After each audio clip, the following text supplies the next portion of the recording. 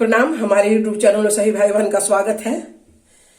एक भजन सुनिए, बस गुनगुनाते मुझे याद आ गया तो मैं सोची आप लोग को मैं सुना दूं कि राम भजन सुखदाई रे सजनवा, करिला भजनवा। राम भजन सुखदाई रे सजनवा, करिला भजनवा। ना कामे है भाई रे बहिनिया, नाही कामे है माई बाप रे सजनवा, करिला भजनवा। राम भजन सुखदाई रे सजनवा, करिला भजनवा। माया के नगरी माया ना बटोरी है, माया के नगरी में माया ना बटोरी है। राम शरण सुखदाई रे सजनवा, करिला भजनवा। राम शरण सुखदाई रे सजनवा, करिला भजनवा।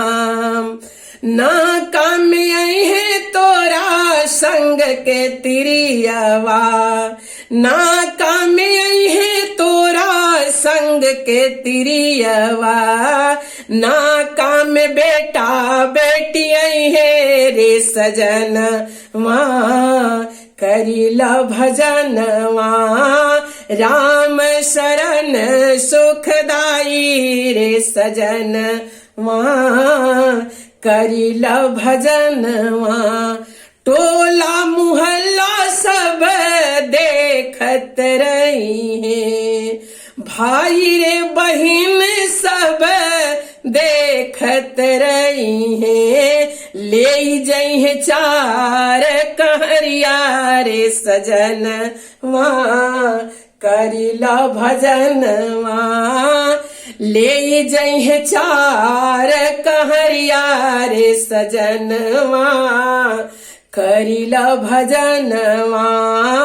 राम शरण सुखदाई रे सजनवा, करिला भजनवा।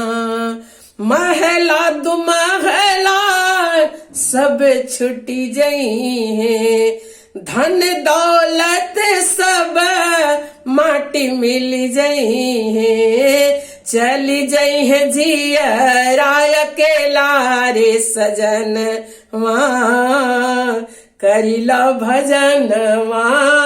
चली जई है जियरा अकेला रे सजनवा, करिला भजनवा।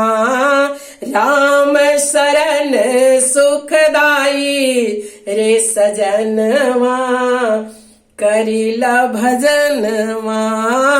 राम शरण सुखदाई रे सजनवा, करिला भजनवा, करिला भजनवा, करिला भजनवा। बोलो जय श्री राम।